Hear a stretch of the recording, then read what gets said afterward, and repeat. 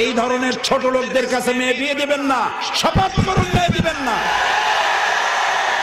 যৌতুক নেওয়া হারাম। শ্বশুর যদি ইচ্ছে করে কিছু দেয় আলহামদুলিল্লাহ, আর যদি না দেয় নাউজুবিল্লাহ, নাকি? যদি ইচ্ছে করে কিছু দেয় দিতে পারে, তা দিতে হবে মেয়েকে। ছেলেকে দেওয়ার রেওয়াজ নাই ইসলামে। রাসূল করিম বলেন সাল্লাল্লাহু আলাইহি ওয়াসাল্লাম কলিজার টুকরা মেয়ে মা ফাতেমাকে বিয়ে দিয়েছিলেন কার সাথে? রাসূল কিছু উপহার সামগ্রী দিয়েছিলেন। কি দিয়েছিলেন কোন তো? জাতা, তোষক, পানি রাখার সরাহি। এগুলো কি পুরুষের জন্য না মেয়ে লোকের জন্য? মেয়ের জন্য দিয়েছিলেন। সংসার পরিচালনার জন্য যা লাগে সেটা মেয়েকে দিয়েছিলেন। ছেলেকে দেওয়ার কোনো প্রয়োজন নাই। এই বদভ্যাস বন্ধ করুন।